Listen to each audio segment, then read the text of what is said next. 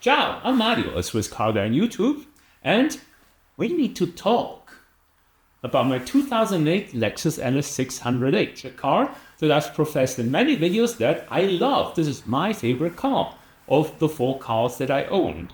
However, the car, I think you've seen it in the thumbnail, has problems because this is a hybrid. And it's 18 years old. It has 296,000 kilometers, and the hybrid system warning is coming up. And that pretty much means that it's time to replace the hybrid battery, because that's what it actually says. If you diagnose the car, it gives an error code. I don't remember the exact code, but the description is replace hybrid battery. Replacing a hybrid battery on these cars is fairly expensive. I think from Toyota, a hybrid battery is like 8,000 Swiss francs, which is probably more than the car is worth.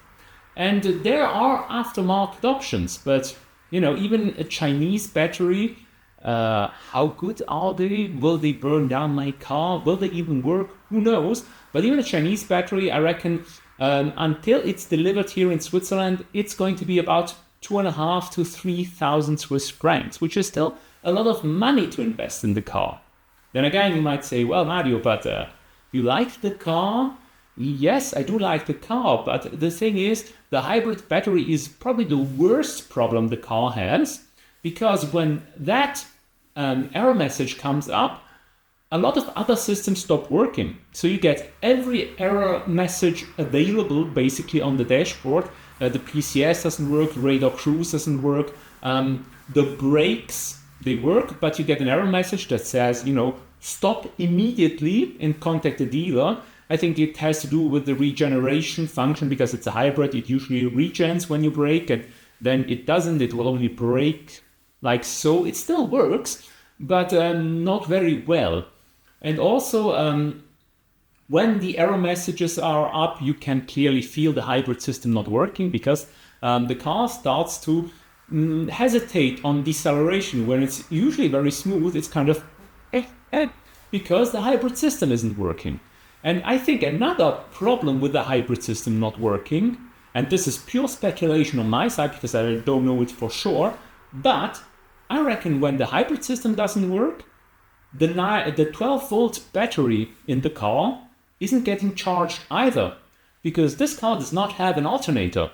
The battery is charged through a DC charger, so it charges from the hybrid system. So if the hybrid doesn't work, I'm pretty sure the 12-volt board battery doesn't get charged either, and that will lead to, the car stopping at some point, and I think also the brakes really failing, because this car, besides being a hybrid, it also has brake-by-wire, so the brakes are electronically operated. And for this, you always need to have a 12-volt battery that works. Otherwise, your brakes will fail. Probably the car will turn off in driving, so I don't know which is worse. But this is certainly an issue. And the problem is, this is my reliable car. And I cannot have these unreliable things. Stuff that keeps me from continuing my journey with the car. When this error message happens, I usually try to stop the car. If I'm on the motorway, I'm always on the motorway when it happens. I take the next exit, park the car somewhere, and then I have a copy of the text stream on my tablet that now lives in the car, so I can reset the whole thing, but it takes like 10 minutes. Because it has to scan all the ECUs, control units and stuff. Then you have to erase all the errors, and my version of TechStream sometimes crashes, so I have to do it again. And then you have to restart the car, because if you don't restart the car, the error messages are gone, but the hybrid system won't work. So you need to power cycle the car, and then everything is back to working. And from my experience, it's going to work beautifully. Meaning that I originally had this error once, and there I didn't have the computer with me, so then I just detached the 12-volt battery, waited for 10 minutes, and then all the errors were cleared, and I could continue on my merry way. And then it happened again, like 2 months later, in the same situation, actually in the very same spot on the motorway, usually going upwards under heavy, moderate acceleration. The funny thing is, it has happened now I think 3 or 4 times in the very exact location, accelerating uphill. And when it happened yesterday, I actually on purpose didn't accelerate very strongly, just very lightly went onto the throttle, but it still happened. So this is an indication that it's really time the hybrid battery is not good anymore.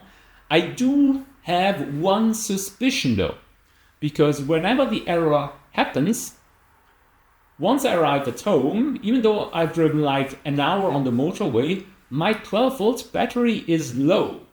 I tested it with my little conductance tester and it says the battery is good, it just needs to charge, which I think is odd because after an hour of driving it should be very, very charged. So usually I then charge it with my charger and then it's fine, the car works perfectly. And when it stays outside for a longer time, for a few hours or maybe a day, the next time I drive it and I accelerate hard going uphill, the error comes back. So this is either because really the hybrid battery is bad, or maybe, just maybe, this is probably a Hail Mary that I'm going to try. My 12 volts battery is actually bad and it's causing all sorts of issues. Because my car, before I had all this hybrid battery hijinks, it was showing me a check engine light.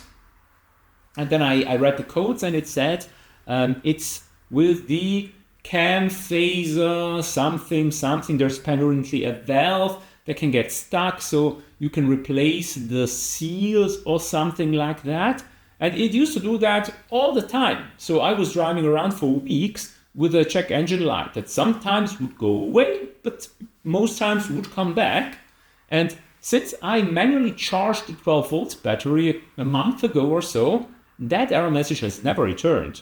I mean, the check hybrid and stuff appeared, but that message didn't come back. So I am tempted to buy a new 12 volts battery because it's like a cheap try. If it doesn't work, then well, I spend like $200 or something like that. Because I think the 12 volt battery in the car is like 10 years old. And these batteries usually don't last that long. So I might just order a new battery, try it out, see if it improves things. If the all hybrid hijinks errors come back, then we will see. In the meantime, I'm also driving around with my tablet with TechStream permanently connected, because the next time it happens, I want to be able to see the battery voltages, to really see if it's which cells are bad and everything. And speaking of cells, you now might think, hey Mario, I'm sure you can rebuild the battery, replace the bad cells. And yes, you can. Personally, I won't do it for several reasons. If I replace only the faulty cells, odds are other cells are going to go bad within not a long time, because the car is 18 years old, so the battery is at least 18 years old, and if some cells have gone bad, others will follow shortly. So I think replacing single cells doesn't make sense. I would replace all of them or the entire battery. Now, there's people will say, Mario, why don't you just replace them with Prius cells?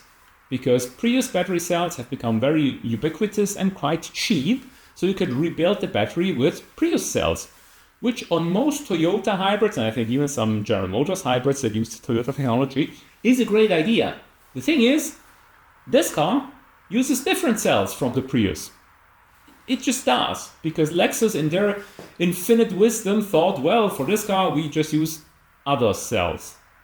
So they physically are different. And I know I've seen some DIY projects where they rebuilt the battery doing Prius cells, but they had to build new brackets and modify the housing, and this is way too complicated for me and I don't want to do it. So my only option for this car, if I'm going to keep it, I need to swap the entire hybrid battery. And for this, I need to get like a good offer on a battery for me to consider it, because otherwise I really don't want to do it. Because the hybrid battery is not this car's only issue. You see, this car being 18 years old and having 296,000 kilometers obviously does have a few issues. One that annoys me the most, or that I can not really feel, but I can hear, is the strut. the left front strut bushing at the top, the strut tower bushing or whatever. I think it's sort of a kinetic joint. I think that's bad because the car makes noises. It makes like knocking noises, and not knocking noises like it's ball joints or something like that. It's more like this, more or less, while driving, and also some squeaking noises and stuff. So I basically need to replace that shock, because you cannot buy just the shock mount, the top part. You have to replace the entire thing. And these are Toyota air suspension struts, which are legendarily expensive. I think here in Switzerland, one strut is like $4,000. And I wouldn't just replace one, because if this is bad, that one's going to be bad very soon. So I would have to buy two, which is like $8,000. Well, there are aftermarket shocks by companies like Arnott, for example, which are considerably cheap. I think one shock will be like $1,000, maybe a bit more. I'm not so sure. Then there is the other option. There is the Chinesium shocks. Because apparently in China or from China, AliExpress, Alibaba, you can buy new shocks. Apparently, I don't know if they're new or remanufactured, but they seem new to me, which are specific for this car and supposedly work the same as the OEM ones. But these are also, I think, they're like $600 or $500 or something like that each. So considerably cheaper, but then again, no-name Chinese shock absorbers on your car. I don't know. And how long will they last?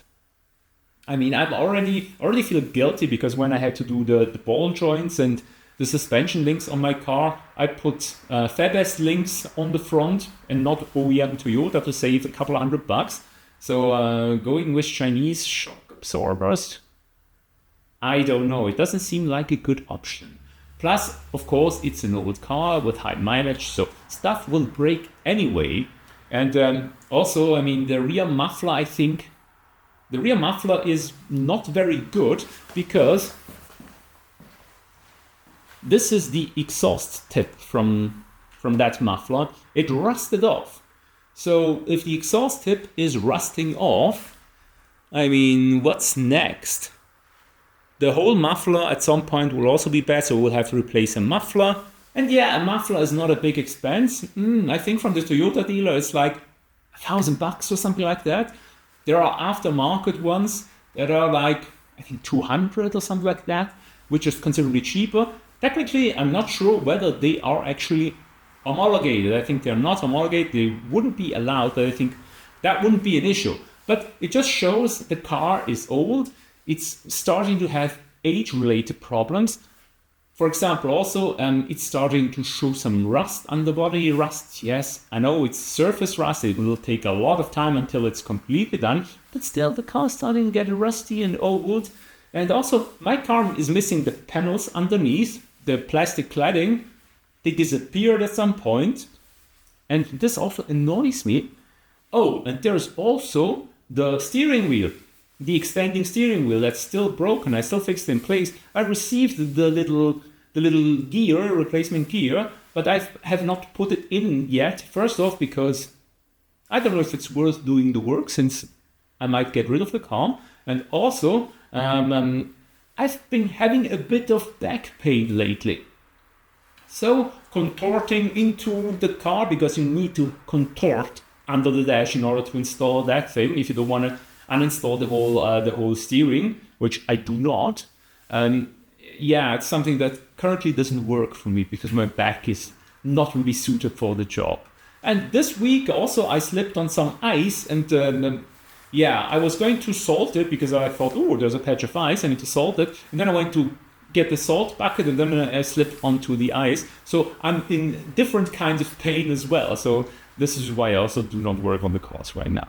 After having owned this car for 7 years, maybe 8 years almost, but I think I've owned this car for 7 years, since 2018, if I'm not completely mistaken. And maybe it's time to move on and to get something else. Something that's possibly a bit newer and possibly a bit more reliable. However, this poses a question. It poses an issue. What do I replace this car with? because this has to be my reliable car. So I don't want anything too fancy and exotic. It has to be practical, more practical than this car. Because, I mean, this is my only really real 4 or 5 seater with 4 doors. But still, on this car, you cannot lower the seat backs in the rear to increase the trunk. So if you want to transport larger stuff, you always have to, borrow some other vehicle or be very creative. Like recently when I transported another bicycle, I had to transport inside the vehicle, which I do not like. So I need a car that's reliable. To be honest, I wouldn't want another hybrid. I really like the way these cars drive and everything, but I knew it when I bought this car, and it's happening now. It's the point of failure of this car. It's the weaknesses of this car. So I'd rather have a car that's a non-hybrid. I also want to have a car that's a V8, and it's going to get more and more difficult because here in Switzerland there are not too many V8 cars being sold that are not like sports cars like AMG Mercedes or something like this. Ideally, the car should be Japanese, which again poses problems because V8 and stuff. But I would like to have a reliable car that I can daily drive, that is my backup, that I can drive in winter, which means it needs to be 4-wheel drive. Technically, front-wheel drive could also work, but not rear-wheel drive. So the car needs to be all-wheel drive, it needs to be a bit of a larger car, it needs to be practical. Ideally, it's a V8, hopefully reasonably powerful, reasonably comfortable. And another thing it needs to have some sort of adaptive cruise control. Ideally, the car is compatible with AI's OpenPilot, which is a open source assisted driving system that you can buy a little device and connect it to the car, and then the car does a lot of self-driving. And I know now you come, oh, self-driving, Mario, don't you like driving? Yes, I do like driving, just not in morning traffic when I'm going to work. Then I'd rather drive as little as I can. So ideally, a car that is compatible with OpenPilot. And of course, I've already looked around online, looked at a few car ads and stuff like that. It's kind of hard to find a car that meets all these criteria. Even if I went and said, well, LS600h, let's buy the newer model, the LS500h, which already annoys me that isn't a V8 because it's only a V6 and it has less power. This has 445 horsepower, the other one has 358 or something like that, so less. Also, the newer car is larger, and this is already large enough. I don't need a car that's even longer because my garage, the driveway doesn't offer me that much space to maneuver. So ideally not longer than 5 meters. And also the newer LS, they are not compatible with OpenPilot, just saying. And they are freaking expensive. I mean, I really like the way they look, the way they're made inside. I think these are fantastic cars, but the cheapest on the market currently is 40 grand. And I'm not going to spend 40 grand on a car. Let's rephrase this. I'm not going to spend 40 grand on a daily driver because daily drivers are cars that will not, appreciate, are cars that are going to get used and maybe abused, cars that will lose value. And 40 grand is too much for me to just lose over time. So my budget is more in the 20 grand range. Ideally less, more if necessary. But I want, a car that can replace this, that doesn't make me miss it, that's comfortable enough, that's spacious, that's more practical, all-wheel drive, powerful enough, ideally a V8. Handling is something I do not really care that much about because this car also, it has double wishbone suspension front and rear, but it doesn't really handle because it's very heavy and comfortable. So I'm completely happy with a car that doesn't handle. If I want a sharp handling cars, I still have my Cadillac and my Trans Am. Just kidding. Of course, I have my Cayman for that to fill that fix, so my daily driver can be a car that's just comfortable. I generally do not like SUVs, but I'm aware that what I want, a large practical car that's 4x4, is almost predestined to be an SUV. So yeah, maybe I will get an SUV. Hooray. Anyway, please comment down below with your suggestions. First off, what should I do with this car? Should I get rid of it or should I fix it up? Because, I mean, I like the car, but I've owned it for so long. And also, I mean, theoretically, I am a YouTuber, a car YouTuber, so I should, you know, change cars from time to time and not every 7 years. So I don't know, I kind of want a new car or a newer car. I'm not going to buy a new car, I'm not made out of money.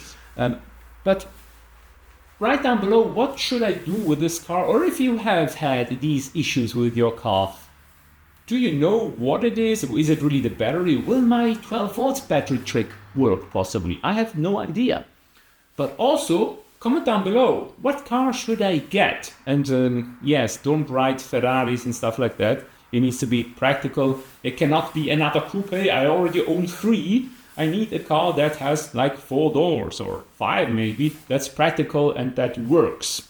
One car that works when all the others don't, and especially in winter. So if you have any suggestion of what car I should get next to replace my beloved Lexus, comment down below. Or if you know maybe somebody selling a car is suitable, comment down below as well, or write me an email at mario@swisscarguy.com. Also, well, if you want my perfectly cared for, immaculate and incredibly clean Lexus, write an email at mario@swisscarguy.com. The cleanliness, by the way, is emblematic because since the car is broken, I've kind of lost the motivation to clean it and to care for it. So it's been like half a year since I last washed the car, and now with winter, it's incredibly dirty. But this is it. It's just a little update on my beloved 2008 Lexus LS600h, where we are at the crossroads now. What should I do? Again, comment down below, like this video if you liked it, share it with somebody who might be in a similar situation, who might be interested in the car, hey, who might have a car to sell to me, and follow me on Instagram at SwissCarByMario, where I occasionally post videos and pictures, and subscribe to the channel if you want to see what's going to happen with this car, with me, with the other cars. Yeah, that's it. The end of the video. Thank you very much for watching. Have a nice day. Bye. Bad car, bad car, bad car, bad car, bad car, bad car. Hey.